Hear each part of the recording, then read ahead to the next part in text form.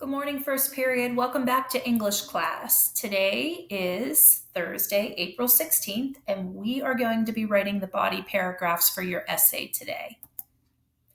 But first, let's take a look at Grammaropolis, where you will be completing semicolons for 5 points, making sure that you get that 80% to receive credit.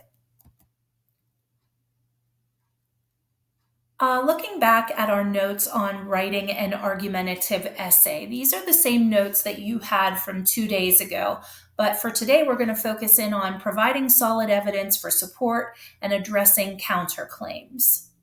If you need to rewatch the video that's attached to this link, go back to the recording for Tuesday and you'll be able to see the video that kind of gives you an overview for argument writing. So here's what your body paragraph should be looking like. You've got 3 paragraphs, and this time, different from the way your introduction was, you can arrange these 3 paragraphs in whatever order you feel makes the best sense for your argument. But you have 3 jobs to do.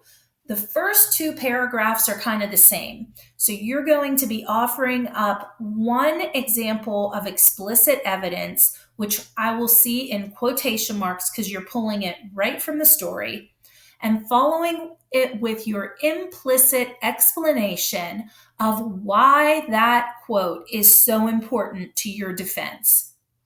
For example, if you said that the princess led her boyfriend to the lady, you're going to pull a quote from the story that supports that reason why, and then you're going to explain in your own words what that quote led you, the reader, to believe and why it led you to think that it was going to be the lady behind the door.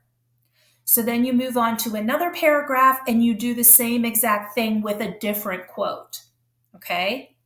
And then the third thing that you need to do is something a little bit new. You probably learned it when you've done argument writing in 7th and 8th grades, at least I hope you have. If not, then this might be a little bit new. So one of the best ways for you to convince somebody that doesn't agree with you to join your side is by addressing the reasons why they think they're right and proving them wrong. And that's what we call a counterclaim, okay? So a counterclaim is kind of set up just like the claim statement that you wrote before. So it says, I know some people might believe that the princess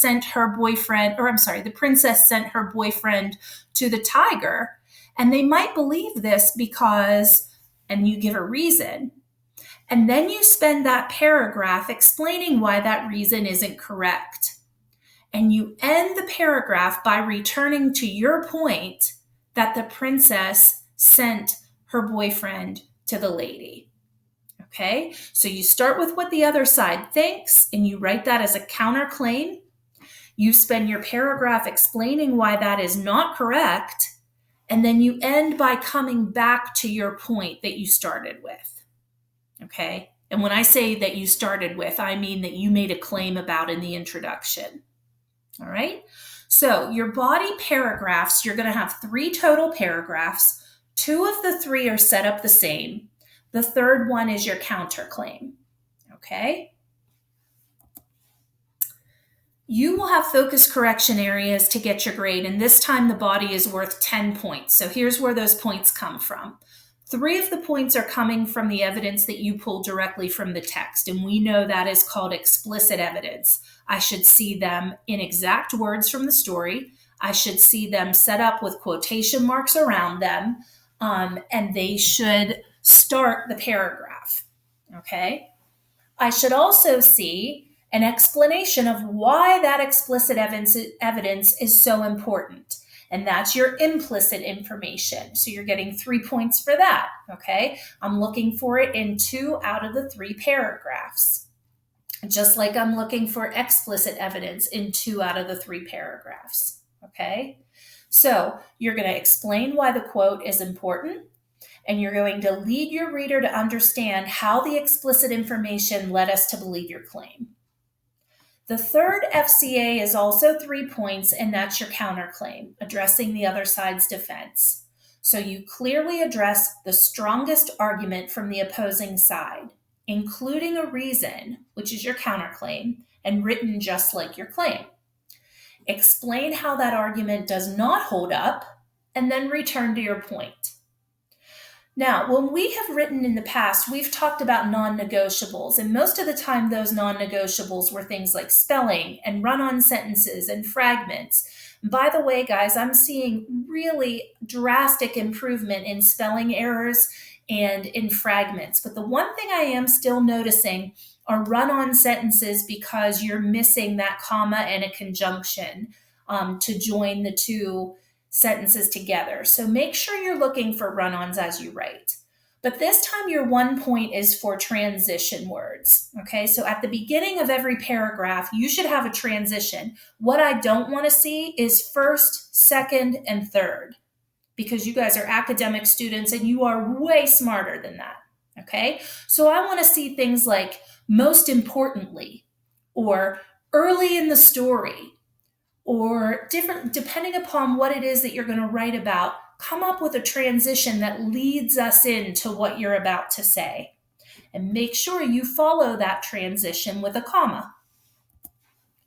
For today, Grammaropolis semicolons, make sure you get 80% on those activities so you're getting all 5 points. You are going to write your body paragraphs for your argumentative essay, and make sure you look at those FCAs, and you're going to see them on the assignment sheet. Okay, so refer to the FCAs. That's how I'm grading you. And today's big idea, a claim is a statement that can be proven using evidence. So this is your chance, guys. This is where you tell me what stood out in that story that makes what you said is behind the door come to life. Okay? One thing I did want to mention to you regarding the way in which you're going to submit this work today. So when you get into the assignment, you're going to see a Google Doc just like you did for the introduction. But pay attention. It tells you to go to your introduction, copy that paragraph, and paste it into the new document, so that on your work for today, you're going to have pasted your introduction, and then you can start writing your body paragraphs right underneath that. So that when we move into the conclusion, you can do the same thing again, add your conclusion, and I'll have the FCAs for the conclusion at the top of that document. And we'll end up with a completed essay at the end. Okay, so as always, as you're working, if you're not sure what I'm looking for here, or you have a specific question, you know how to reach me. You can use the office hours in Google Hangouts. You can email me. Either way, no problem. I'll get back to you. So good luck. Do your best writing, and I look forward to seeing what you come up with. For our final thought today, do not lose your cool. So writing, I know, is not the most fun thing that we need to do, but we had to get through argumentative writing. It's the last of the 3 modes that we were responsible for this year. So keep in mind, tomorrow I'll be grading your work, and you can kind of lay back and just have a Grammaropolis assignment to do. So today, I know it's kind of a lot, but you can do this, and try not to get too frustrated. Okay, talk to you tomorrow.